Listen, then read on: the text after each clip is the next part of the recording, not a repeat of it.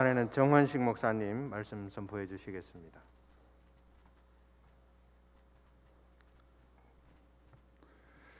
하나님, 예배를 위한 기도에 아멘으로 화답하게 하시고 하나님의 거룩한 성호를 찬양하여 받은 감동 위에 마음이 열려지게 하옵시며 말씀으로 복음의 씨앗이 심어지기를 원합니다. 예수님 이름으로 기도드립니다. 아멘.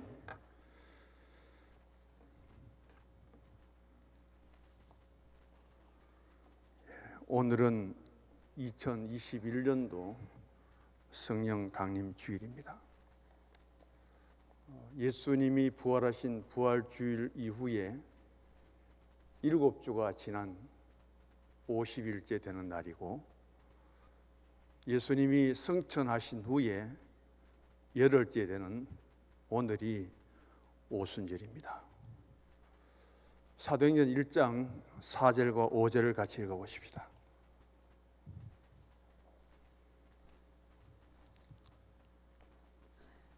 4절과 5절. 사도와 함께 모이사 그들에게 분부하여 이르시되 예루살렘을 떠나지 말고 내게서 들은 바 아버지께서 약속하신 것을 기다리라. 요한은 물로 세례를 베풀었으나 너희는 몇 날이 못 되어 성령으로 세례를 받으리라 하셨느니라. 아멘. 4절에 보시면은 예루살렘을 떠나지 말아라, 떠나지 말라는 동사가 나옵니다. 두 번째는 약속하신 성령을 기다리라, 기다리라는 동사가 나옵니다. 5절에 보면은 몇 날이 못 되어 성령으로 세례를 받으리라, 또 받으리라는 동사가 나옵니다. 오순절 성령 강림은 갑자기 임하신 것이 아니라 하나님의 약속이에요. 그 약속이 내게 임하기까지는 약속하신 자리에서 떠나지 말아야 되는 거예요. 마가 요한의 다락방을 떠나지 않았던 120문도처럼 하나님의 교회를 떠나지 않고 우리에게 주시마 약속하신 성령을 하나님의 교회에서 기다리며, 그럴 때 하나님은 우리에게 약속의 성령으로 충만하게 채워주실 줄 믿습니다. 여기서 떠나지 말라, 기다리라, 성령 세례를 받으리라. 우리의 신앙생활, 교회생활을 통해서 하나님의 말씀이라면 이것을 지킬 수 있는 결단, 나의 신앙에 임재하도록 기다리는 그 모습을 오늘도 하나님께 보여드릴 때 하나님은 사랑의 눈으로 우리들을 보시고 기뻐하실 줄 믿습니다. 다음 주일이 삼위일체 주일입니다. 이 땅에 하나님이 임하셨고 예수님 성자가 임하셨고 오늘 성령 강림을 통해서 성령이 임하셨습니다. 삼일째 성부, 성자, 성령이 이 땅에 임하였기 때문에 그 날을, 그 주일을 통해서 삼위일체 주일이라고 부릅니다. 삼일체 하나님을 시대별로 구분하면은 주보를 보시면 나옵니다. 첫 번째는 성부 시대입니다. 이 성부 시대의 핵심은 하나님이 우리를 위한 시대입니다. God for us라고. 하나님이 세상을 사랑하셨는데 요한복음 3장 16절의 세상은 바로 사람을 가리킵니다. 얼마나 하나님이 이 땅에 죄로 하여금 죽을 수밖에 없는 우리 사람들을 사랑하셨던지, 그 사람을 구원하기 위해서 독생자 예수님을 우리에게 보내주신 그 하나님, 성부 하나님의 시대는 우리를 위한 시대입니다. 두 번째 성자 시대를 하나님이 우리와 함께 하신 시대입니다. 위도어서라고. 예수님이 완전한 신으로 하나님으로 계시다가 육신의 몸을 입고 이 땅에 오셨습니다. 우리와 같이 살았습니다. 33년의 삶을 통해서, 그리고 3년간의 공생의 삶을 통해 예수님은 우리를 위해서 십자가를 지시고 피 흘려 대속 제물이 되셨습니다. 여기에 죄는 우리가 지었는데도 불구하고 죄 없인 예수님이 대신 십자가의 형태를 짊어지셨습니다. 그것으로 하여금 죄 용서를 받을 수 없던 우리가 죄 용서를 받고 죄인이 아니라 하나님 앞에 의롭게 되었습니다. 그 다음은 대행입니다. 예수님께서 친히 우리를 의롭게 하기 위한 방법은 하나밖에 없습니다. 죄인을 위해서는 메시아로 오신 예수님이 십자가의 죽음을 통해서 피 흘림이 있어야 됩니다. 그래서 예수의 피를, 예수의 십자가의 은혜와 십자가의 사랑을 받음으로 하여금 우리는 죄인이 아니라 의인이 되었습니다. 그것을 교리적으로는 칭의라고 합니다. 예수님 때문에 내가 의롭게 되었다는 거예요. 예수님 십자가 죽으심을 통해서 죄인인 내가 의롭게 되었다는 것을 통해서 바로 그 예수님은 우리와 함께 하신 시대입니다. 하나님이 가시적으로 우리와 함께 사시지 않습니다. 성령님이 가시적으로 우리 눈에 보이고 그런 상태로 우리와 함께 살지 않습니다. 예수님만이 육신의 몸을 입고 오셔서 우리의 현장의 삶의 자리에서 그것을 전부 보여주신 분이 예수님이죠. 세 번째 보면 성령 시대입니다. 우리 안에 거하시는 시대, God in us.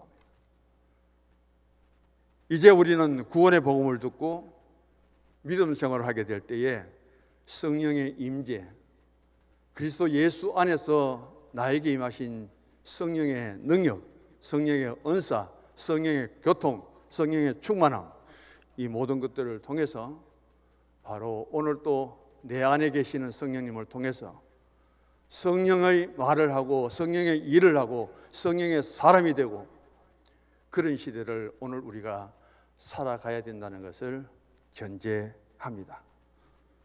믿음은 들으면서 납니다. 들음은 하나님의 말씀을 통해서 우리 가운데 이루어지는 것을 로마서 10장 17절에서 말씀합니다. 사도행전 2장 1절로 4절에 오순절 성령강림은 그 현장이 극적인 생동함 속에 우리 가운데 묘사되고 있습니다. 1절에서 4절까지 영적인 실체는 무엇인가? 하나님이 성령을 보내주신 이 사건은 무엇인가?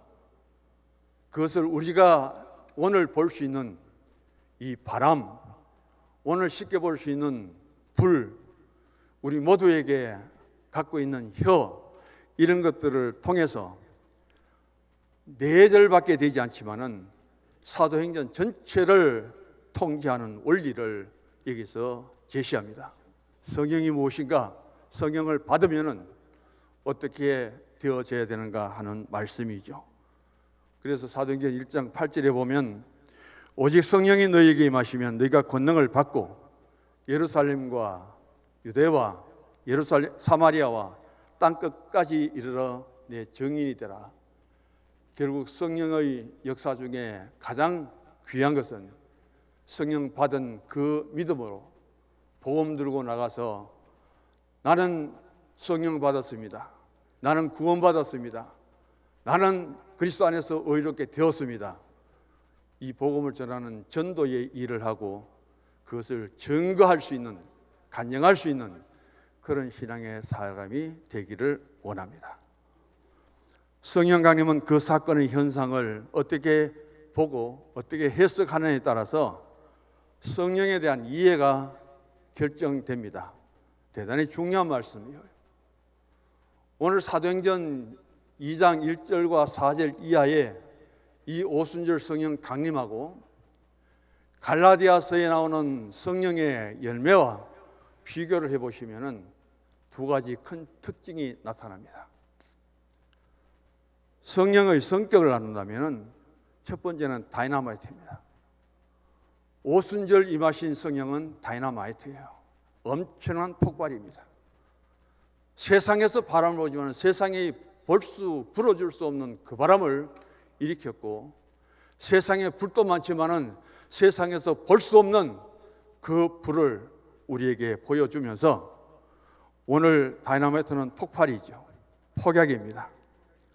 이것을 강조하면서 성령 받으면 방언을 해야 되고, 성령 받으면 입신을 해야 되고, 성령 받으면 예언을 해야 되고, 그것을 아주 강조하는 교파가 있고 교단이 있습니다. 대표적인 교단은 오순절 여의도 순복음 같은 순복음 교회지요. 이런 다이너마이트와 같은 성령을 이해한다면 갈라디아서 5장에 나오는 성령은 다이나미스의 성령입니다.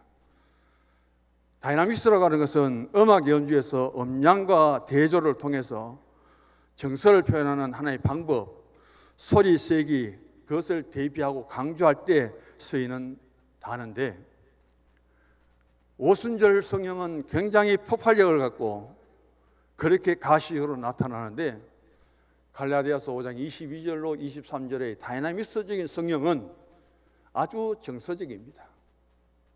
오순절 성령이 외적이라면 갈라디아서 다이나미스적인 성령은 내적입니다. 사랑, 희락, 화평, 오래 참음, 자비, 양성, 충성, 온유, 절제 9가지 열매는 그렇게 폭발력이 없어요. 대단한 영향력을 끼치는 것도 아닙니다. 그런데 이 다이나미스적인 9가지 성령의 열매를 맺으면 굉장히 성격이 온순해지고 순종적이고, 그 믿음은 어떤 세상의 풍파가 몰아쳐도 흔들리지 않습니다. 무너지지 않습니다. 여기에서 두 가지 특징을 보게 되면은, 다이너마이트는 사람이 인위적으로 할 수 없는 일들을 폭발을 통해서 깨트립니다.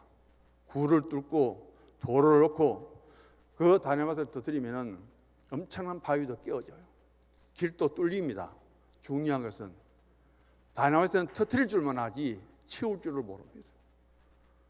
오순절 성령의 이 다이너마이트적인 성령을 강조하면은 그것을 받는 것이 참 좋은데 뒤처리를 못하면은 굉장히 안 좋습니다. 도로를 뚫는데, 굴을 뚫는데 다이너마이트로 폭발을 시켜놓고 안 치우면은 그 무슨 도로가 되겠습니까? 그래서 그런 가시적인 현상 속에 내가 은혜를 받고, 나는 능력을 받고, 나는 방언을 하고, 나는 입신을 하고, 나는 예언을 하고, 그런 은사가 좋은데 관리를 잘하시고 뒤처리를 잘하십시오. 그러나 다이나미스적인 성령은 남들이 잘 모릅니다.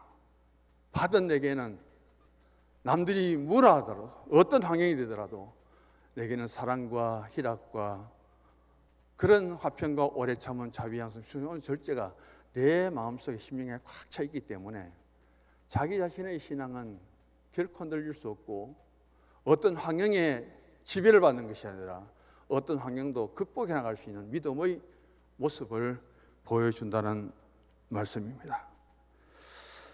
오늘 성령 강림 사건은 갑자기 이루어진 것이 아니라 바로 1장 4절과 5절의 말씀처럼 성령 강림을 위한 영적인 준비, 그리고 하나님의 약속, 성천하신 주님이 우리에게 주신 약속, 그런 것들을 통해서 아주 조직적이고 체계적인 그 질서가 주어졌다는 말씀과, 오늘 본문 이하 2장 5절 이하에서는 그렇다면은 성령을 받았는데, 성령 강림이 왔는데 그 강림을 통해서 성령 받은 반응의 결과는 어떤 것인가? 그게 2장 5절 이하에 나옵니다. 그때까지 움츠리고 떨고 두렵고 숨고 하던 약하던 그 베드로가 담대하게 일어서서 복음 전하지요. 그리고 교회가 세워지지요. 3,000명, 5,000명이 하나님 교회에 들어오지요. 성령의 역사 속에 성령을 받은 그 결과가 이 땅 위에 어떻게 이루어져 가는 하는 것을 그 뒤로 보시면 되겠습니다. 오늘 본문의 구조를 한번 보십시다. 2장 1절에서 4절까지요. 1절은 성령 강림의 시간적인 배경입니다. 2절은 성령 강림의 공동체적인 현상입니다. 3절은 성령 강림의 개인적인 현상입니다. 4절은 성령 강림의 결과예요. 자, 1절에 보면은 같이 읽어봅니다. 오순절 날이 이미 이르매 그들이 다 같이 한 곳에 모였더니 1, 2, 3, 4절 각기 전반전은 바로 하나님의 주권이에요. 하늘의 주권이에요. 이것은 아무리 믿음이 좋아도 사람이 할 수 없는 영역입니다.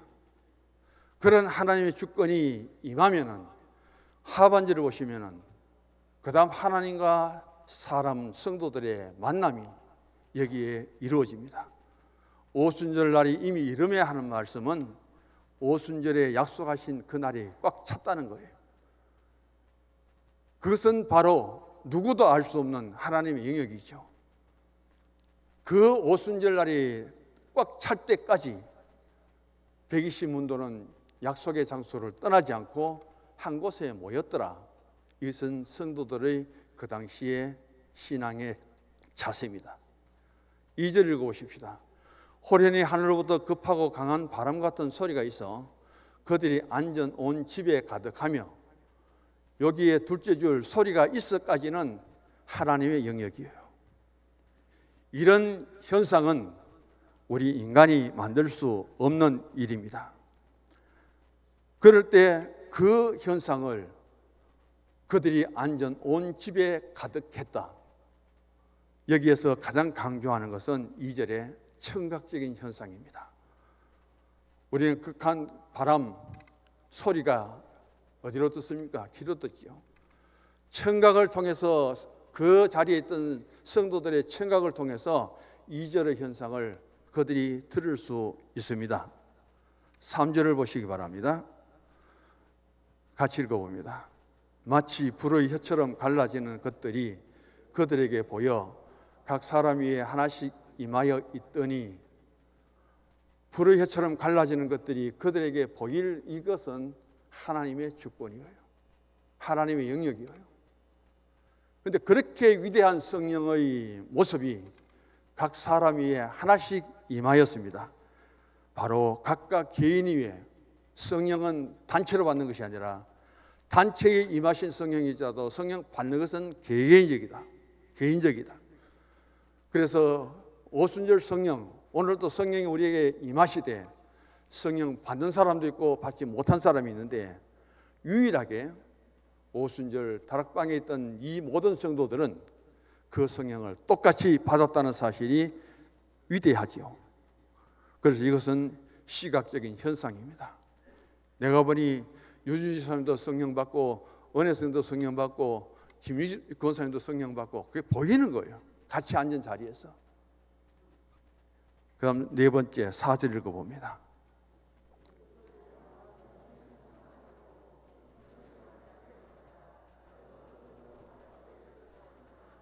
성령으로 말하게 하심을 따라가시는 하나님의 영역이에요. 하나님이 그렇게 은사를 주십니다. 그러니까 120문도는 한 번도 해보지 않았던 다른 언어로 말을 합니다.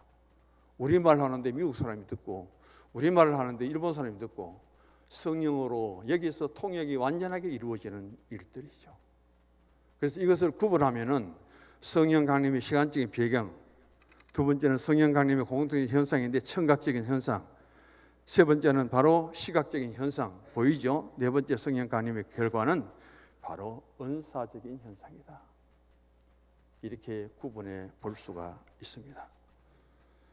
그래서 그들은 모두가 다 성령으로 충만하게 되고, 더 중요한 것은 성령이 말하게 하심을 따라 말을 하니까 다른 언어들로 말하는데도 다 알아듣더라는 거예요. 이게 성령의 통역이에요. 통역의 은사죠. 바로 이런 아름다운 공동체의 모습이 오순절날 나아가야원의 다락방에 120여 문도에게 함께 임했다는 사실을 생각하면서 오늘 성서중앙교회에서 21년 오순절 성령 강림 주일을 맞이하는 우리에게도 바로 우리가 할 수 있는 일은 1절의 기다림입니다. 120문도가 모여서 지금 성령을 다 같이 받을 때까지 한 사람도 흩어지지 않았어요. 한 사람도 떠나지 않았습니다. 500명이 보는 앞에서 예수님이 성천하셨는데 너희는 예루살렘을 떠나지 말라고 했는데 그 중에서 380명은 떠나버렸어요. 이미 남은 120문도는 열흘 동안 한 자리에서 같이 기도하며 한 사람도 떠나지 않았다는 것이 대단히 중요합니다. 하나님의 교회에 하나님의 거룩한 성령이 임하기 위해서는 떠나지 말고 자기 자리에 함께 지키면서 그 때를 기다리며 기도해야 된다는 사실을 여기서 들려주지요. 2절의 말씀, 우리가 해야 될 일은 앉아있는 온 집에 가득했다. 온 집에 가득했다.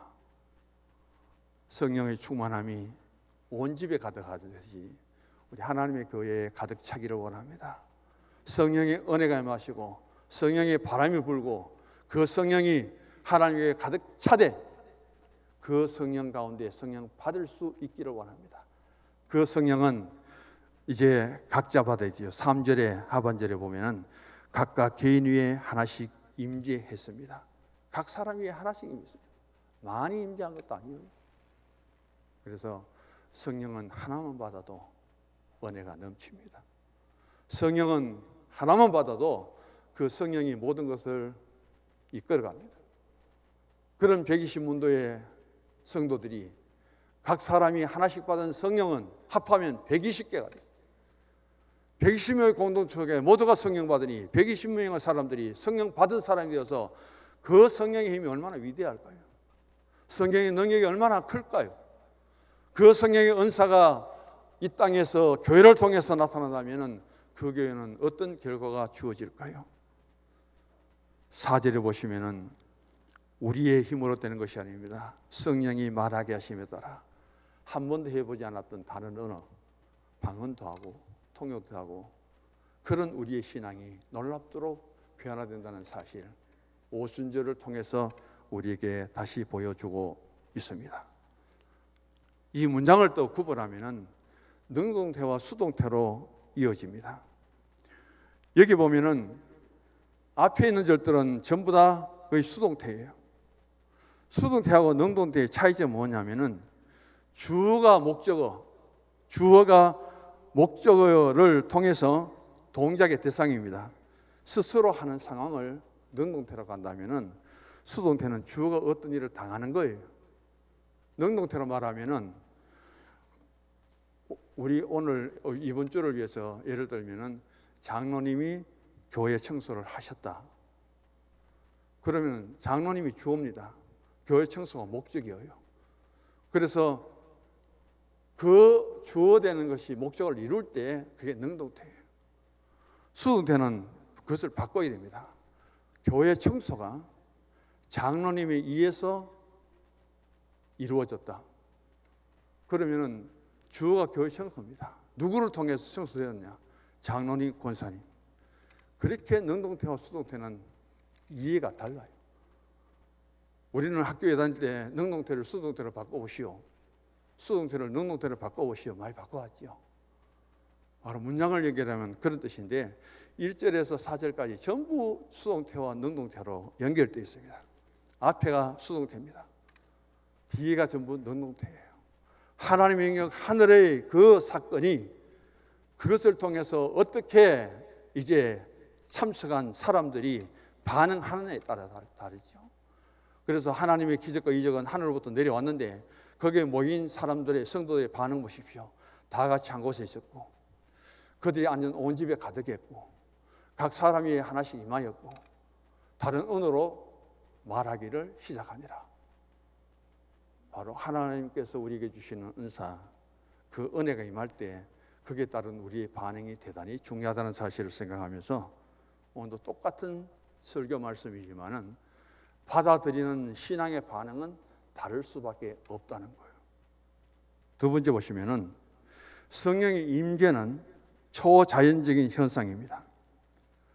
그래서 앞절에 전반전에 보면은 전부 초자연적인 현상이에요.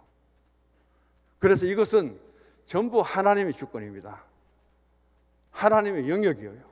근데 후반전에 보면은 하나님과 사람이 만나는 모습이 구조상으로 성령 강림주를 통해서 우리에게 보여줍니다. 하나님의 모습은 예나 지금이나 똑같이 1절에서 4절까지 전반전처럼 나타난다면 그 하나님 영역 앞에, 주권 앞에 우리가 어떤 신앙의 자세를 가지느냐, 신앙의 반응을 보이느냐, 그것은 변함이 없습니다. 과거나 지금이나. 세 번째 보시기 바랍니다. 1절에 보시면은 이미 이름에 하는 것은 이제 꽉 찼다는 거예요. 하나님이, 주님이 성천하시면서 약속의 성령을 보내마 약속하신 그 시간이, 그 날짜가 가득 찼다는 겁니다. 두 번째 2절에 보면은 온 집에 가득했죠. 3절에 보시면은 말하게 하십니다. 누가? 성령이.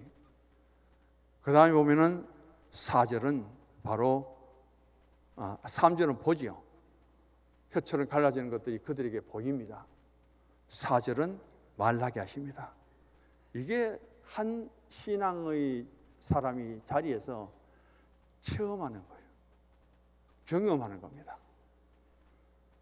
그래서 성령이 날짜가 가득 차고, 그 다음에 앉아있는 그 자리에 소리가 가득 차고, 그 자리에 또 소리가 들리고, 그리고 거기에 성령으로 말하게 하심을 체계적으로 체험했던 거룩한 장소가 어디냐?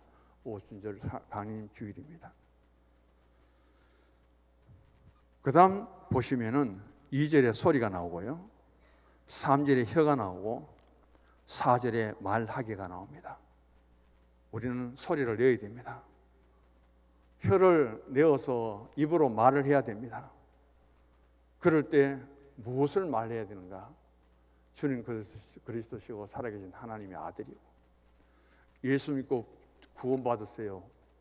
하나님의 교회로 나오셔서 예수 믿으세요. 결국 이 말씀은 전도하고 연관성이 있다는 것이죠.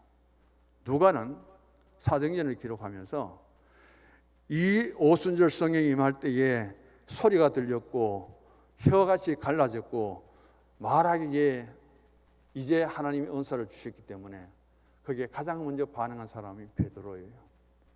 일어섰죠. 그리고 설교를 전하죠. 3,000명이 교회로 들어옵니다. 회개하고 가슴을 치면서. 이런 반응을 보여준 사건이 얼마나 위대할까요? 다섯째는 성령의 임재입니다. 오늘 정의는 2절에 들었습니다. 뭘 들었냐? 소리를 들었습니다. 3절에 보았습니다. 4절에 말합니다.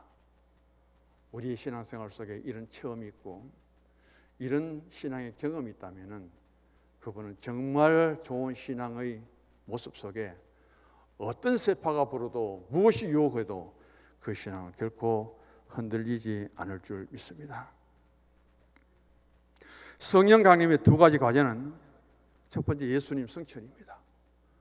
두 번째는 맏대아를 선출하여 12사도 중에 한 명을 채우는 겁니다. 예수님이 성천하지 않았다면 오순절 성령을 주님이 보내지 않았을 거예요.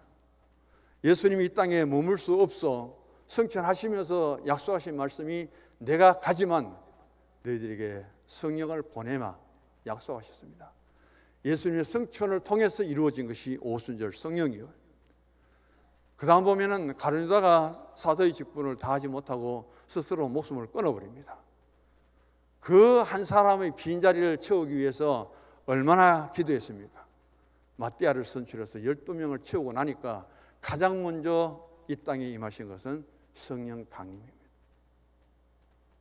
한 사람의 위치가 얼마나 소중하고 11사도 그대로 두고도 성령이 임할 수 있는데 거기에 맏대아 사도가 되고 맏대아가 한 일이 뭔지 성경에는 하나도 안 나와요. 그러지만 그 숫자가 채워지는 것이 얼마나 소중하다는 것을 여기서 보여줍니다. 바로 우리는 이런 가운데서 성령 강림의 구체적인 동기는 무엇이었느냐? 바로 기도지요.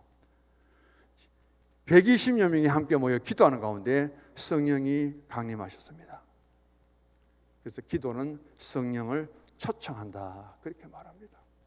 한번 따라해 보십시오. 기도는 성령을 초청하십니다. 그럴 때 그 기도 가운데 오순절 성령이 임하였습니다. 성령이 오셨네, 성령이 오셨네, 내 주님 보내신 성령이 오셨네 하며 언제 그것이 오셨느냐? 기도할 때 오셨습니다. 모든 준비가 다 되었다 할지라도 공동체 속에 기도가 없이는 성령이 올 수 없습니다. 우리와 함께 하시던 예수님은 승천하셨고 이제 우리 안에 거하시는 성령님이 이 땅에 임재했습니다. 교회의 탄생은 두 가지 요인이 있어야 됩니다. 하나는 신적인 요인이에요. 또 하나는 인간적인, 인적인 요인입니다. 사람이 있어야 돼요. 그러나 사람만 있어서 안 됩니다. 성령의 강림은 교회 설립의 중요한 요건이 되었습니다. 그러므로 성서중앙교회는 사람이 세우신 것이 아니라 바로 성령님이 세우신 교회다. 그 교회에 가장 필요한 것은 바로 사람들이다, 성도들이다. 신적인 권위와 인간적인 요소가 잘 갖춰진 교회가 좋은 교회고, 그런 신앙의 공동체 속에 하나님을 잘 섬길 수 있어야 되죠. 구약 성경에 보면은 히브리 말로 루아라고 합니다. 성령을요. 신약 헬라어에는 푸뉴마라고 합니다. 누아라는 히브리어와 푸뉴마라는 헬라어의 뜻은 똑같아요. 바람이란 뜻입니다. 바람, 비둘기, 기름, 불, 생수, 보증. 비둘기 같은 성령, 우리 처음 오늘 예배를 찬송을 불렀죠. 성령은 비둘기같이도 임합니다. 예수님이 세례요한에게 세례받을 때 모습을 생각해 보시고, 오늘 오순절 성령이 임할 때 가장 중요한 요소는 하나는 바람이에요. 또 하나는 불입니다. 바로 이것을 통해서 오늘 성령이 우리에게 임하셨습니다. 사도행전을 고백할 때마다 성령을 믿사오며, 그것은 성령의 인격을 말하죠. 성령의 역사를 말합니다. 성령의 내재를 말합니다. 진정한 교회, 진정한 예배, 진정한 그리스도인의 삶은 성령으로 말미암아 가능하다는 사실입니다. 요약만 하겠습니다. 첫 번째 주보를 보시면은 오순절 성령의 강림은 온 집에 가득한 축복이다. 바람 같은 성령, 불 같은 성령, 오늘 본문에 나오는 말씀입니다. 성령 강림은 하늘에서부터 시작됩니다. 성령은 어디에서부터 올까요? 하늘로부터, 하나님께로부터 옵니다. 솔로몬이 성전 봉헌 기도를 마쳤을 때 하늘로부터 불이 내렸습니다. 구약에서는 불이 내릴 때마다 그 불은 어디에서 내렸느냐? 하늘에서 내렸습니다. 엘리야의 갈멜산에서 450명의 바알 선지자들과 대결할 때 불이 어디에서 내렸습니까? 하늘에서 내렸습니다. 성령님은 온 집에 임하신 것은 무엇이냐면은 바로 바람이에요. 성령의 바람 이제 불어와 오 주의 영광 가득한 새날 주소서. 그 성령은 바람을 일으킵니다. 성령 받은 한 분 한 분을 통해서 그 성령의 바람이 온 교회에 불어 가득하고, 그 성령을 받는 우리가 성령 받은 공동체가 되어서 정말 바람 같은 성령으로 하늘부터 내려오는 하나님의 거룩한 성령은 하나님의 생기예요. 그리고 그것을 통해서 우리는 우리의 믿음의 새로운 변화가 일어날 수 있어야 됩니다. 니고데모가 예수님 찾아왔습니다. 밤에 거듭남에 대해서 의문을 갖고 대화하는 중에 예수님이 성령에 대해서 이렇게 말합니다. 바람이 임의로 불 때, 바람은 볼 수도 없고 바람은 만질 수도 없지만은 바로 그 바람은 실체적으로 우리 가운데 있음을 보여줍니다. 오늘 우리가 살고 있는 이 땅에 바람이 불면은 몽골 중국에서부터 황사가 날아올 때 얼마나 우리가 그 미세먼지 때문에, 황사 때문에 어려움을 당합니까? 성령이 온 집에 임한 이유는 누구든지 받기를 원하는 것이 하나님의 마음입니다. 모든 집에, 모든 교회에, 그리고 함께한 우리 성도들이 다 성령 충만함을 받을 수 있기를 원합니다. 그 다음 두 번째 보시면은 오직 오순절 성령은 각 사람에게 임하신 축복입니다. 여기부터 불 같은 성령이 각 사람에게 하나씩 임하여집니다. 바로 하나님은 불입니다. 성령은 불같이 임하십니다. 가시떨기 불꽃 가운데 하나님의 부르심을 받은 모세를 생각해 보시고, 솔로몬이 성전봉헌 기도를 마칠 때 하늘에서 불이 내려와서 온 집에 가득 차고, 이것은 바로 누구든지 예수를 믿으면 바로 구원을 얻는다는 보편적이고 그리고 개인적이라는 것을 우리에게 보여줍니다.